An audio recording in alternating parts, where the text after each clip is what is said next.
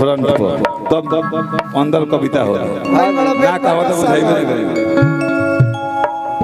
समियाना में लेडीज के नाच होते रहे 4 भोर जब बज जाई होने लोग के बताओ जब 4 भोर बज जाई तो लेडीज लोग के पैसा मत कटे कसम थाकल पर लेडीज लोग डांस कैसे करेला लोग। आज जब पुरस्कार के होती तो लेडीज लोग ओकरा के कैसे शुक्रिया अदा करी लोग लचका गाई लोग आ जोकर लखी शर्मा ने कैसे ओकरा के भाजका गावत लोग। लखी शर्मा के भेट होइल ने किलो अंगूर किन होइल जैसे मिल गए पुरस्कार गोलू राजा पुरस्कार दे दिले बबीता जी के रितु जी के रेणु जी के तो लोग कैसे पुरस्कार समझ दे कि लोग थिएटर के लेडीज हो लोग कैसे लोग शुक्रिया अदा करता। दिल में लग गया चोट निकल गया 100 रुपया का नोट मैं उन साहबान को उन कदरदान को लहे लहे दिल से तहे तहे दिल से शुक्रिया अदा करती हूँ दादा। ना जब जिन साहब ने दिया रुपया उनके हाथ में लाली अब वो हमारे जीजा लगेंगी मैं उनकी साली जोगिरी सीरी दे गाना कौन हो तब लचका कैसे पर लेडीज लोग जल्दी सुनाओ रतन जी सुर दिखाओ। अरे की जनती की सैया मोरा मिल जई है करिया की जनती की राजा हमार मिल जई है करिया कि चढ़ल तिलक फेर तुम्हारे रही गई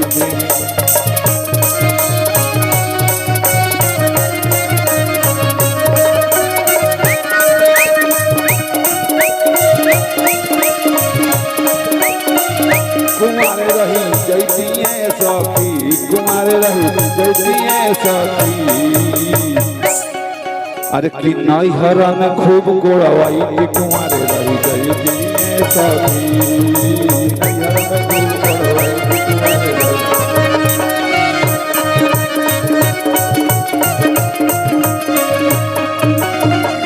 तब देखिए लखी शर्मा का जोकर के भाजका कैसे उपाय होता। अरे की जनती की बबीता हमार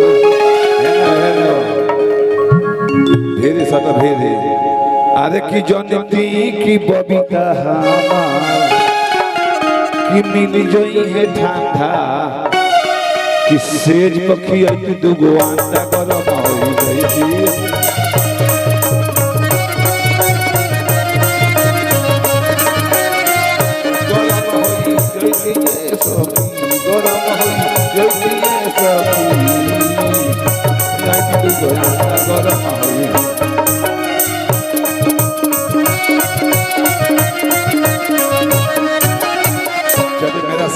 हेलो एगो बात हमरा समझ में ना आई बोल बोल गोलुआ राम के भैया के चाचा कहला ई तारा के मामा त राम के भैया के सर भइल ना तोर हमको और रिश्ता से तो हम फूफा लगो हमार कुछ लग जाए एकर का भइल बताओ के कह राम के भैया का लगल तोरा ये ज्ञान नहीं खे का कैसे कहले रहे मामा कौन कैसे कहले उनका के चाचा कौन ठेहुम में बुद्धि होला वो कहले रहे नो अरे हमार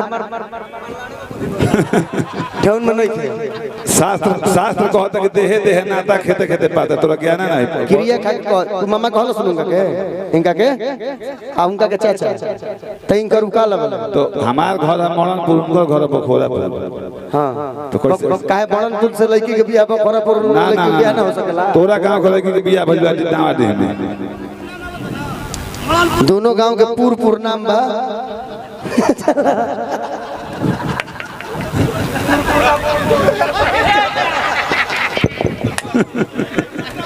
फालतू बात ये रिश्ता क्लियर करो ना तो एकरा समझो रिश्ता क्लियर बा।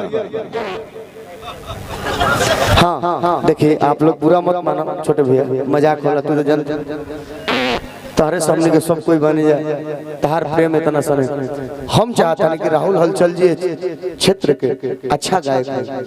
हमारा राहुल भैया के एक दो गीत होके, समरेश बाबू के होके। चंदन एगो इनकर गीत अच्छा लग रहा बबीता के, एगो सवारिया कोनो गीत हम सुन रहे थे नोखा में, एक लाइन गा दो। हाँ एक गा दो बाबू। हाँ हाँ हाँ मंतरवा का भी टाइम नहीं है। अरे भाई हम पढ़ दो, कुश्ती कम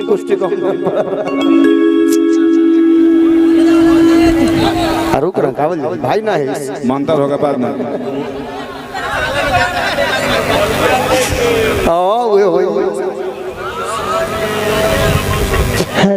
गाल एक लाइन को हमरो गाना बोले के खिसियल बस हम गा के तब हमर राहुल भैया और समरेश बाबू कोई है कहेगा रिश्ता फरियादी आई रहता है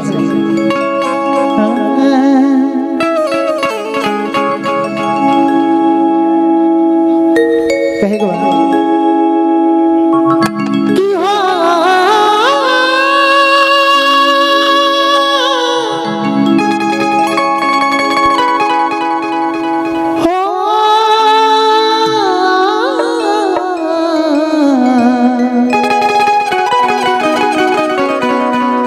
la la la la la la la la la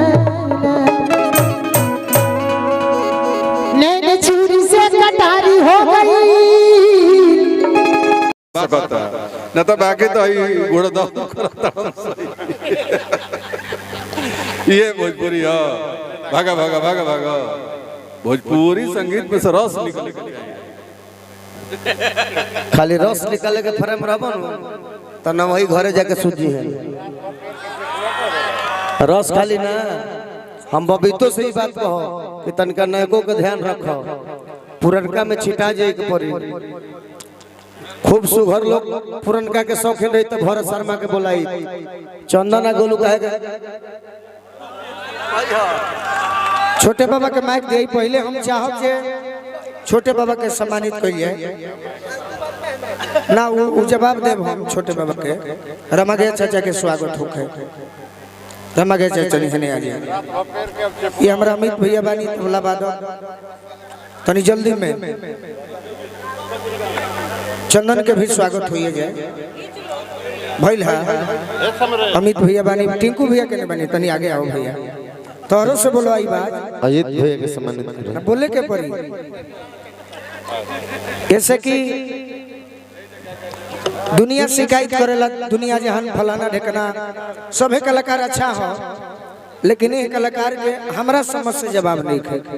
और टिंकू भैया भी कला के बड़ी सम्मान जैसे हमारा रजनी सखिया गावेली मैथिली ठाकुर गावेली वैसे सम्मान बा। चंदन भी ठीक कहल तो ये बेचारी को मौका दिहल जाए और जितने मौका दिए तो नया नया गीत राहुल हलचल भैया ये अपना जख्मी जी से लिखवाई हम तो नयो गई हम का हो हाँ भाई हमारा समरेश सागर जी सम्मान हो गई राहुल हलचल जी के करे यही गांव के अंकित बाएगो इधर आओ तुम भी आओ तुम्हारा भी सम्मान इधर इधर उन्हें कहाँ जाता अंकित बाबू बने यही गांव के लड़का हा हम अंकित बाबू से चाहबा चंदन से जाके अपन गमछी बांध के इनका के स्वागत कर दो। हाँ हाँ हाँ हाँ हाँ बिल्कुल भाई हमारा अंकित जी छोटे बाबा से चाहब जे हमरा राहुल हलचल जी के स्वागत करी। ऋतु राय तार तो चेहरे काफी बोल के कहते नहीं अच्छा बात ऋतु राय जी के गोलू राजा भाई स्वागत करी है ऋतु राय जी अपना हाथ ऋतु राय के स्वागत ऋतु राय के भाई करी है। अच्छा ना ना ऋतु राय के भाई तो नाम धरो छोटे बाबा हाँ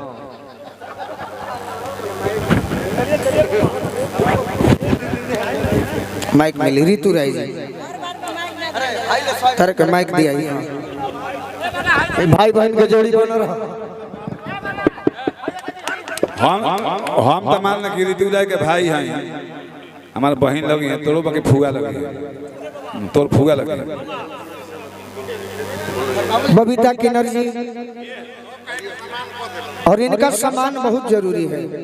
इनको जो सम्मान करता है वो कलाकारी में तो हम आगे बढ़ सकते हैं ऐसे भी आशीर्वाद मिलेगा वो हमारी बहन को नंजी राय जी को रितेश भैया साउंड वाले भैया हमारे परिवार के सदस्य तनी खड़ा हो जाओ।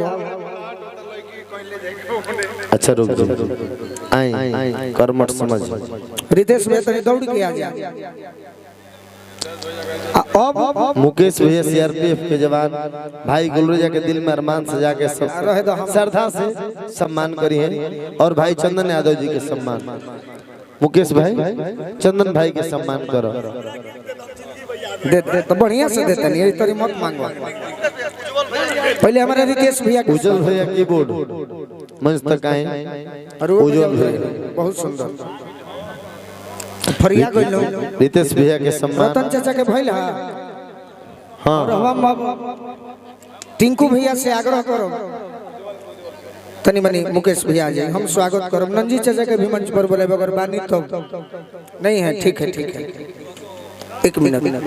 टिंकू भैया से आग्रह करो कि आप लोग हमारे गुरु तुल्य हैं। मजाक में कुछ होता है और सौभाग्य होता है कि भेंट होता है।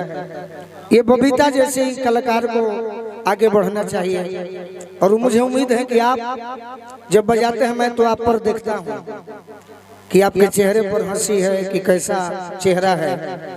तो मैं चाहता हूँ कि बबीता के लिए कुछ अच्छा कहिए खराब कहिए जो भी जैसा लगे। बबीता जी आइए। ये बहुत खुशी के बात बाकी तारा सपोर्ट में एक आदमी आ गया एगो जीव आ गया बढ़िया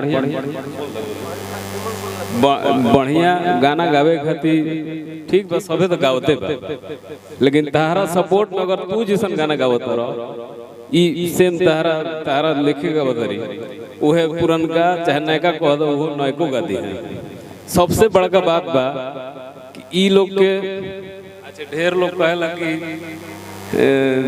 नौकरी ये लोग केहू नौकरी दी देता केहू ना दी तो का करी लोग तो हमनी के अगर बढ़िया कलाकार बड़ी तो हमनी के सपोर्ट करे के। और एक सौभाग्य इनके गांव की ये होगी अब कि इन्हें जो लोग छक्का कहते होंगे लौंडा कहते होंगे किन्नर कहते होंगे अब इनके नाम से इनके गांव को जाना जाएगा। ई कतनो पढ़ ले इंगरा केहू ऑफिस में नौकरी ना दिनु लेकिन कलाकार बड़ी तो हमनी के बाबा दिले हम आशीर्वाद बुझा हमनी के तरफ से हमनियों के सारा म्यूजिशियन दिले सबके हो। वो दिन बॉबे के वीडियो देखले बारी जाई इंगर ओही दिन से हमनी के फेरा माने जाई कहि जाई भेंट होता है तरह से तो आज सुननी है कि आवत रही तो हमनी के बहुत सुंदर ताली से कलाकार के स्वागत। और हम अपना तरफ से बहुत प्रोग्राम भइल सब जगह अच्छा सम्मान मिलल लेकिन लड़की के भाई रात भर तबाह रहे लेकिन के आइल के ना आइल तिलक चढ़ल बारात भइल बियाह भइल कि ना भइल कितना हित न तैले लेकिन लड़की के भाई खास करके हमार पिताजी से आग्रह कैलन कि चाचा जी आप दरवाजे पर आइएगा। एक तो न्योता था एक प्रोग्राम था जिसमें हम बुक हुए हैं आज 8 मई के लिए लेकिन इनका इतना अच्छा व्यवहार इतना अच्छा सब बोलने की बानी कि जिससे हम फैन हुए। तो मैं मेरे पास कुछ नहीं है लेकिन एक रिश्ता को बढ़ाने के लिए मैं आपको पगड़ी बांधकर स्वागत कर देता हूँ।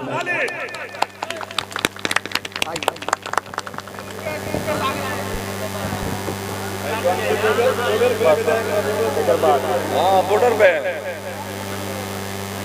अब गाना होके आधा घंटा